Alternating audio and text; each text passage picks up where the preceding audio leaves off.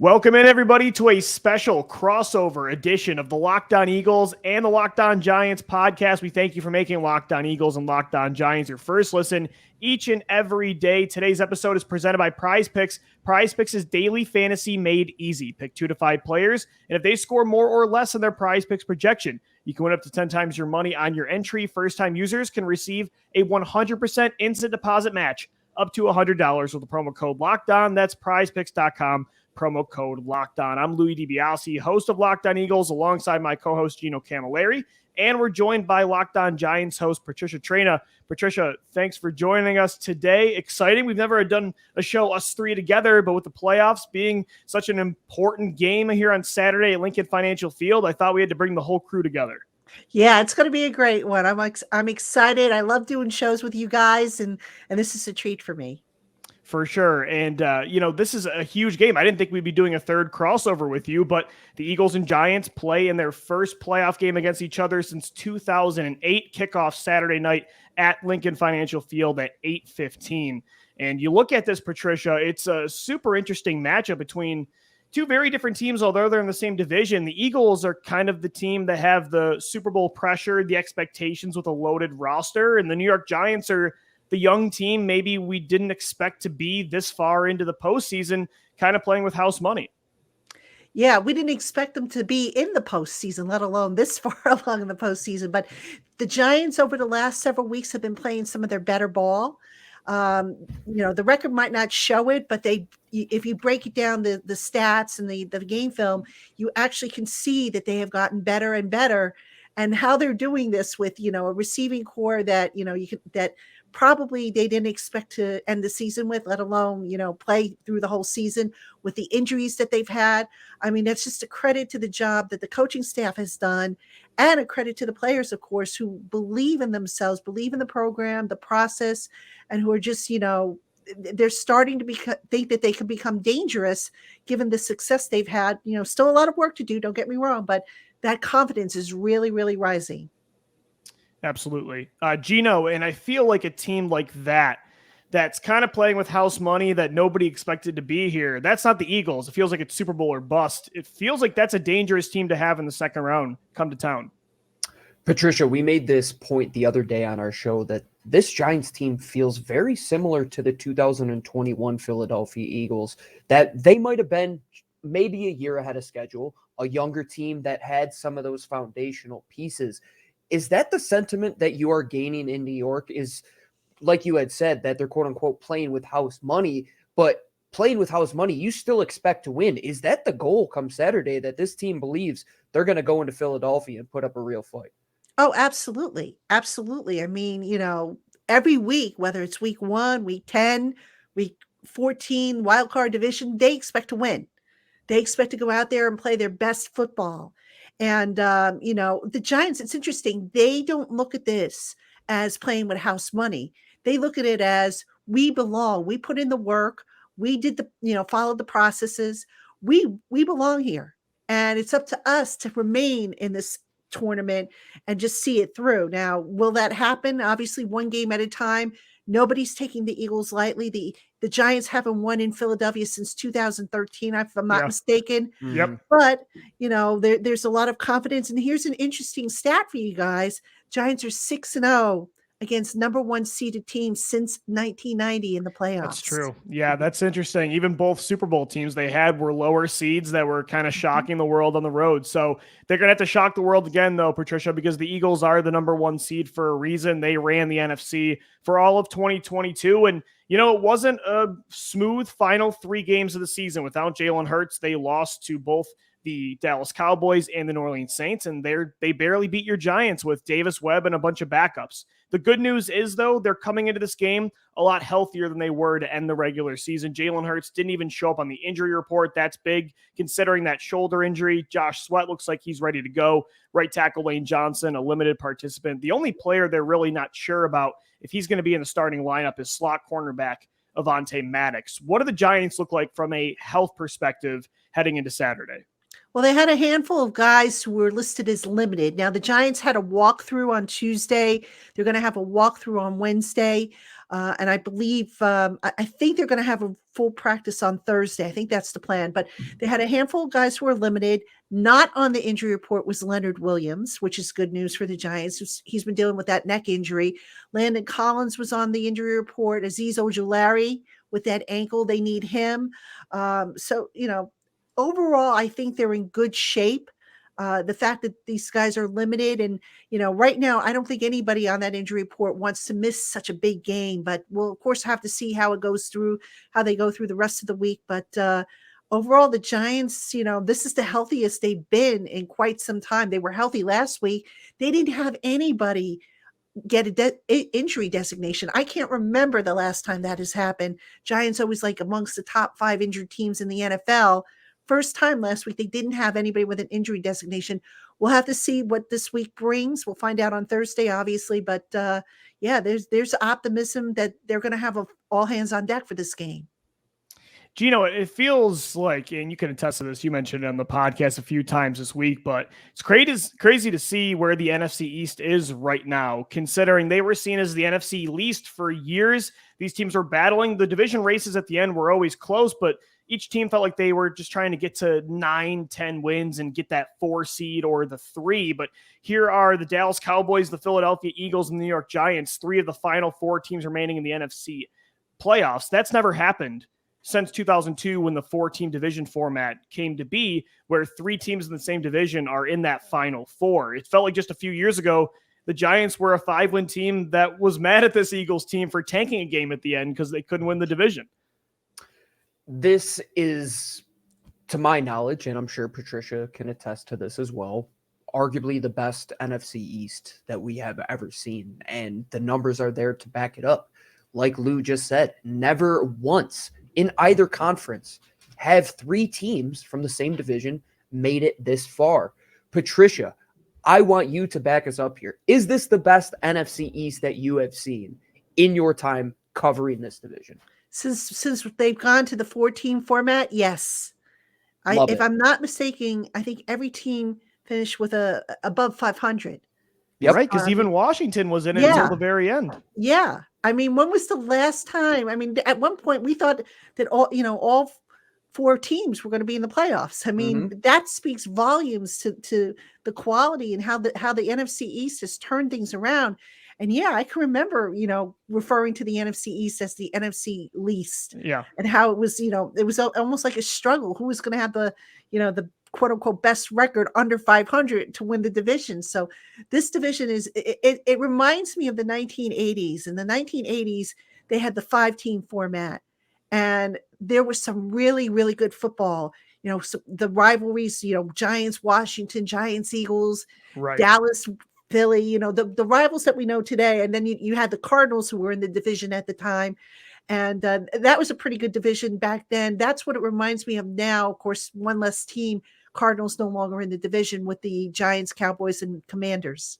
Well, that's a good point, Patricia, because you look at through the last decade and a half, I mean, the New York Giants have 2 Super Bowls against Tom Brady. The Philadelphia Eagles have a Super Bowl against Tom Brady. It's not like the NFC East has done nothing in the 21st century, but you're right. It looks like for the first time in a long time since the 80s and 90s, all 4 and at the time 5 teams are competing at the same time. I mean, Washington was winning championships back then, Dallas, New York.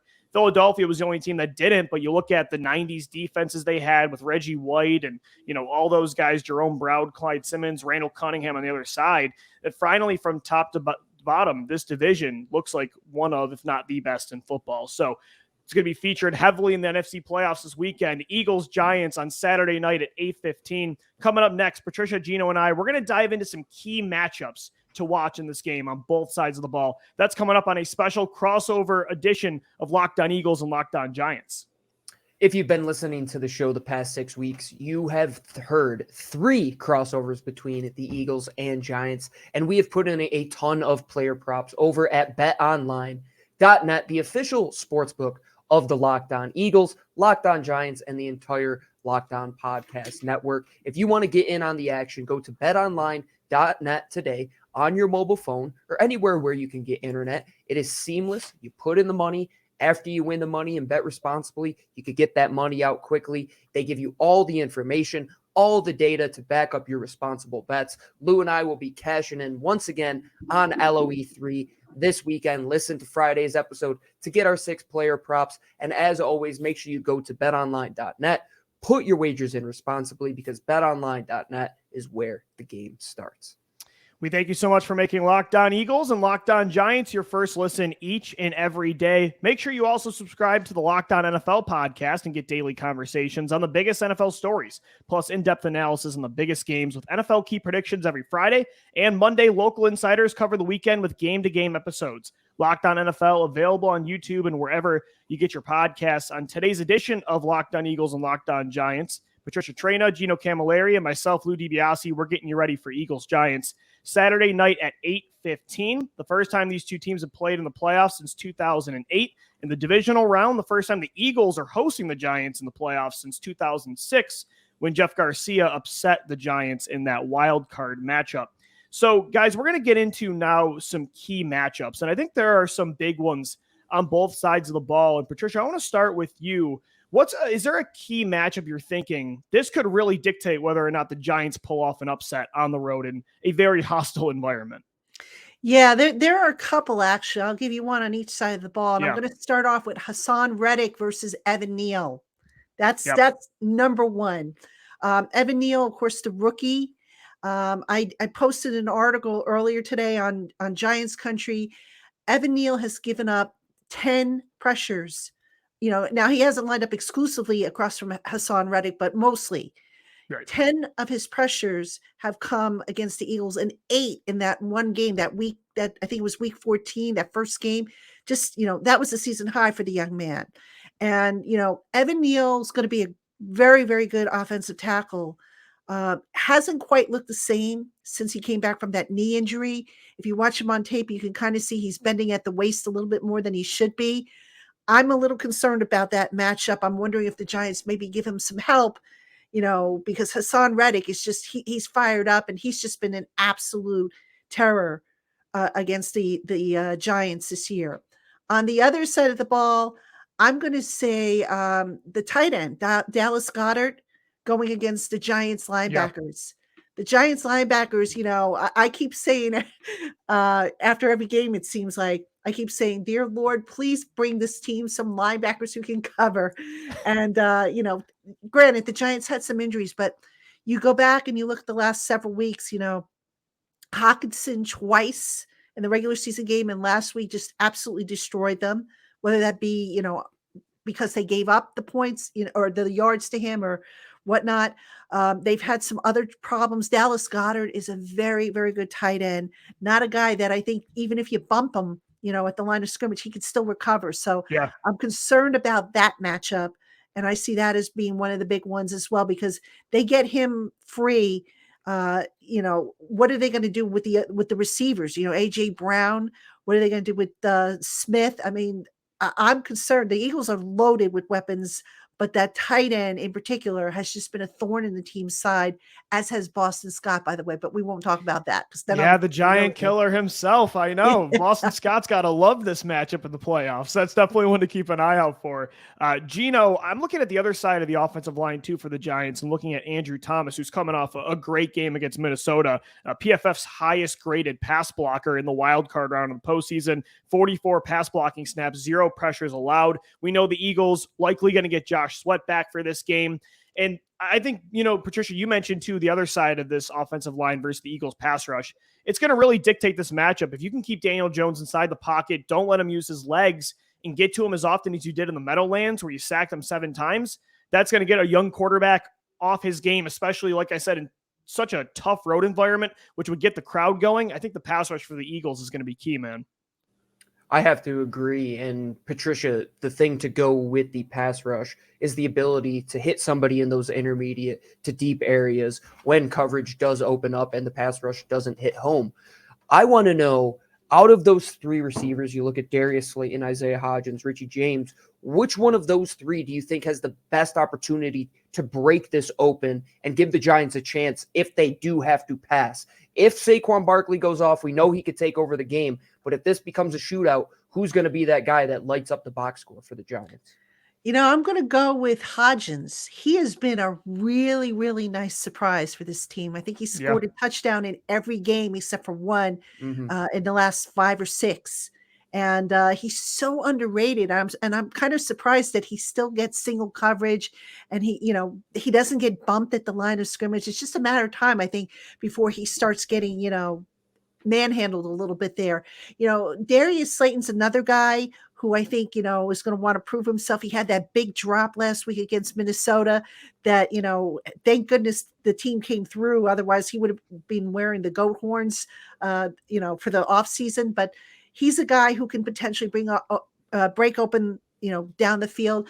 But the thing I look for from the Giants is maybe, a lot of crosser routes. They did a lot of crosser routes and intermediate stuff with Richie James, who's very, shifty and elusive. It's interesting. These Giants receivers, you watch them, they don't get, wide open. They just get open just enough. And Daniel Jones, aka Danny Dollars, I call him Danny Dollars as opposed to Danny Dimes because he's going to get paid. That's a good one. Yeah, I trademarked that, by the way. So anyway, that's good. He has been on the money with his passes. I mean, you go back and you look at his accuracy; it has been laser precise. And I'm just, what a turnaround for Daniel Jones. I mean. Right. No stupid decisions where you sit there and go, Danny, what are you doing, man? And he's just been so good with getting the ball and putting the ball right where only his receivers can get it. So I think, that's been a big help for the Giants, why they've been able to make this work with a receiver core that, I don't think would have been on very many people's fantasy teams at the start of the year. And that's definitely the opposite when it comes to the Eagles receiving core of A.J. Brown, Devontae Smith. Both had huge games against the Giants the last time they played their starters, Week 14. Both had a touchdown. Really incredible performance from both. But, Patricia, you look at the performance from the Giants secondary against maybe the best receiver in football, or at least a top-tier player in Justin Jefferson for the Minnesota Vikings. 7 catches last week, but only for 47 yards. Dory Jackson, Xavier McKinney at safety. I mean, that secondary just did a number on one of the greatest receivers. So that's going to be a huge matchup, too, with Jalen Hurts' shoulder looking healthier. Still imagine they're going to want to keep him in the pocket at times and have him throw more, protect himself from taking a lot of hits. So I feel like A.J. Brown and Devontae Smith are going to be key, but this secondary is coming off a huge performance. Yeah, if I'm not mistaken, I don't think Justin Jefferson had a reception in the fourth quarter of the game. Right, he was erased in that second half. Mm-hmm. Yeah, the Giants, of course, they got back Dory Jackson and Xavier McKinney, who they didn't have in the first game against the Vikings. Right. They also didn't have those two for the 2 games against the Eagles. So they have made a big, big difference. And I'm not quite sure how defensive coordinator Wink Martindale is going to deploy them with regards to the Eagle receivers. But because the issue is the Eagles have 2 Justin Jeffersons, it feels like. Yeah, but you know what? There are things they could, whether they bracket one and single cover the other, or I'm not sure exactly what the plan is. I can guess, but I'm probably going to be wrong. But they're gonna, they're gonna try and get to Jalen Hurts. It's interesting. Last week, Wink Martindale did not blitz Kirk Cousins a lot. I think it was like around 20-something%, which is down from the average. I think he blitzes somewhere around 50-ish or so. Will he blitz against the Eagles a little bit more? I could see that being a possibility, but of course, you got to play good contain. You can't let Jalen Hurts escape, and use his legs. So I'm going to be curious to see how they play it. But you're right. That defensive secondary has looked like a whole new unit, the way it should have been looking. Interestingly, Jackson and Fabian Moreau, the other starting cornerback, were on the injury report this week with various. Jackson has a back issue. Moreau, I think, was an ankle. So we'll have to see that. But I think they're both going to play, and we'll see how that affects the coverage plans. They're going to have their hands full against the best duo maybe in the NFL, definitely a top tier with A.J. Brown, Devontae Smith, and Patricia. You mentioned Dallas Goedert earlier, tight end. That's a huge addition they didn't have in that first game. Gino, is there any other matchups you're thinking about here that's going to be key in this game? I have to look across the ball, and I have to look at that injured Lane Johnson and what Kayvon Thibodeau is going to do. Snap in and snap out. Because Lane Johnson I don't know how he is going to play through a torn adductor when he is going against somebody as athletic, as physical as Kayvon Thibodeau. Patricia, if you had to put Kayvon's play at a level of 1 to 10 on how he has performed all season in that game last week, what would you have rated on that scale of 1 to 10 for Kayvon? Yeah, you know what? It's interesting, Gino, because a lot of people look at Kayvon Thibodeau and they say he doesn't have the sack numbers. Yeah, well, look at how many times he has been disruptive. Mm-hmm. And as a team that has Brandon Graham, we're not, yeah, immune to that. You have to just move the pocket. That's the goal. Yeah, exactly, Yep. exactly. So to your question, Gino, I would say he's definitely, like 8. I would put him in the 8 because he has gone from, remember he had a slow start from that knee injury that he had in the preseason, and it took him a while to get his feet underneath him. But this is a kid who loves to play football. He takes pride in being a savage out there. And he's gotten more and more confident. He's been working on counter moves. He's been working on ways to shed blocks. And oh my goodness, when he come next year, he's really going to be something special. But he's really turned it up these last few weeks, and doesn't have the sack numbers, but he does disrupt things in the backfield. Lane Johnson was a limited participant this week for the Eagles, and this is a player that hasn't allowed a sack in 2 years now, though. So even if he's 80% of who he was in 2022, I'm still feeling a lot better about the Eagles' chances on that right side compared to when they had Jack Driscoll right tackle over the final 3 weeks of the season. It was definitely getting shaky, so the Eagles getting Lane Johnson back is going to be huge. And I think, too, you look at that interior of the defensive line for the Giants. Dexter Lawrence was incredible against the Minnesota Vikings, but it's strength against strength because the Eagles have 2 all-pros / Pro Bowlers in the middle and center Jason Kelce, and left guard Landon Dickerson. Isaac Seumalo at right guard's been one of the most underrated players, I think, in the NFL this year. So it's going to be a fun chess match on the inside as well. Guys, coming up next right here on Crossover Thursday, Locked On Eagles, Locked On Giants. Prediction time for Eagles-Giants. The divisional round of the playoffs continues this Saturday at 8:15. And guys, today's episode of Locked On Eagles and Locked On Giants is presented by Built Bar. Looking for a delicious treat, but don't want all the fat and calories? Then you got to try a Built Bar. We just got through the holidays, and I know a lot of our goals is to eat a little healthier this year. If you're like me, where you want to eat healthier, but you don't want to compromise taste, then man, we've got just the thing for you. You got to try Built Bars. With Built, healthy is actually tasty. Seriously, they're so delicious, you won't even know they're good for you. Perfect for your New Year's resolution. What makes Built Bars so good? Well, for starters, they're covered in 100% real chocolate. That's right, real chocolate. And they come in unbelievable flavors like churro, peanut butter brownie, and coconut almond. Not sure how Built does it, but these bars taste like a candy bar while maintaining amazing macros. And what's even better is they're healthy, 130 calories and 4 grams of sugar with a whopping 17 grams of protein in every bar. And now you don't need to wait around to get a box. For years, we've been talking about ordering Built Bars at Built.com. Now you can get them at your local Walmart or Sam's Club. That's right. Head to your nearest Walmart today, walk to the pharmacy section, and grab yourself a box. You can pick up a 4-bar box of cookies and cream, double chocolate, coconut puff, you name it. You're so close to Sam's Club, run in and grab a 13-bar box with our hit flavors, brownie batter and churro. You can thank me later, and we thank Built Bar for sponsoring the Locked On Eagles and Locked On Giants podcast today. All right, we're wrapping up this special crossover Thursday edition of Locked On Eagles, Locked On Giants. Louie DiBiase, Gino Camilleri, and Patricia Traina kickoff Saturday night at 8:15 at Lincoln Financial Field. It's going to be, Patricia, it's exciting. The playoffs, especially with a game that you win, you get to the NFC title. That's always going to bring a level of excitement to these diehard fan bases, especially in the NFC East. But when you put 2 rivals in this storied division together, I think it makes it even more intense. I know you're mulling whether you're going to go down to Philly for the game. If you do, it's going to be, I'm sure you're going to enjoy the atmosphere. Oh, absolutely. I've been to Philly before for Philly Right. Giants. And I anticipate I will be there this weekend. I'm just waiting for confirmation on credentialing, but it's always something special. It's and it's an experience like none other. And I've been to several stadiums over the course of my career, and Philly is just something special. And it's going to be rocking at the link. And I told Gino on the show yesterday or on Tuesday that For as storied as this rivalry is, it feels like the Eagles over the last decade and a half have mostly had their intense division games against the Cowboys and Washington. It feels like the Eagles and Giants kind of almost taken turns being good and haven't really been contenders at the same time. So this kind of lines up where both are finally there and knocking on the door for a chance to get to the NFC title game.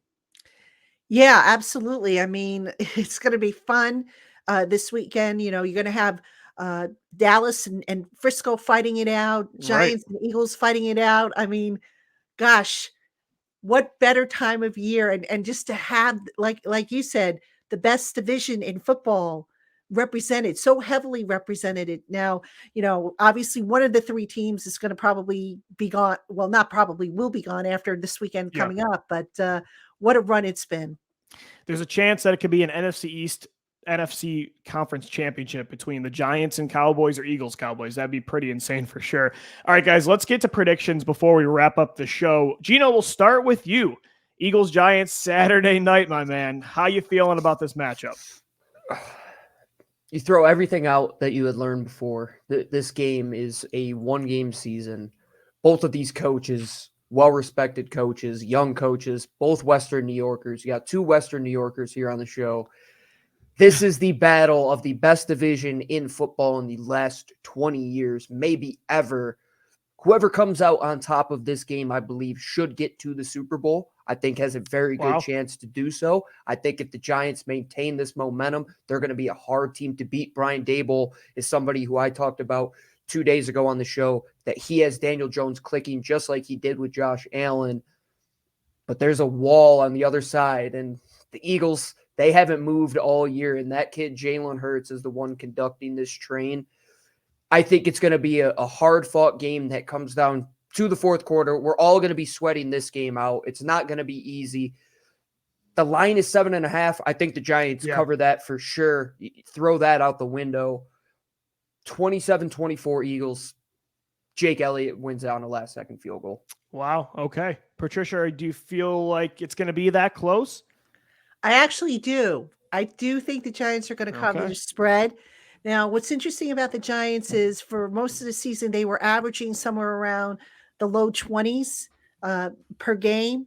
The last several games that I mentioned, where they really took off and started playing their best football, they've been averaging 25.1 points per game. I think that's going to continue because they're hot right now at the right time. I do think this is going to be a one-score game. I have the Eagles, though, winning 33-27 because something always goes funky for the Giants when they play at Lincoln Financial Field.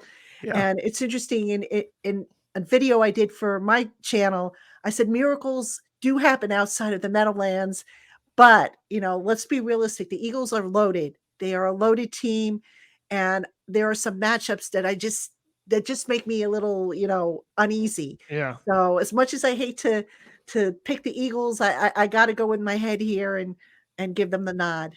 I will also say most of the time when a miracle happens between these two teams, it normally happens for the Eagles. So that's another thing. But so the Giants, you owe the Giants one. Right. So I'm feeling more confident. I still agree it's going to probably be a one-score game. I don't think this is going to be like, the Eagles, Gino talked about earlier how the 2021 Eagles reminds him a lot of the 2022 Giants. When the Eagles in 2021 ran into a Super Bowl contender in the playoffs, the first round against Tampa Bay, it clearly looked like they weren't even close. It didn't look like they were. It looked like Alabama versus the Citadel almost, where it just was on another level. I don't think it's going to be like that. I think the Eagles are clearly a superior team. I think they outmatch the Giants at almost every position, but the Giants are very well coached. Their young quarterback is hot right now. They have pieces up front on both sides where it matters most. So I agree it's going to be a close game. I have 30-23. I wouldn't be surprised if the Eagles do cover and it's plus 7.5, but I'm going to say the Giants just squeak under there and it's, maybe a late score or something keeps it a little bit closer. But I think the Eagles are going to handle their business and get to the NFC Championship, but it's going to be a really exciting game. Kickoff is Saturday at 8:15. Patricia's got another show for you Friday. So do Gino and I. Make sure you subscribe to Locked On Eagles and Locked On Giants on all podcast platforms and on YouTube as well. We're in video form. Also, Twitter handles. Let's get them out there. Patricia, where can they follow your stuff on Twitter and on Sports Illustrated as well? Yeah, I'm at at Patricia_Traina, Traina. And you can also follow my written work over on giantscountry.com, which is part of the Fan Nation Network, a Sports Illustrated channel.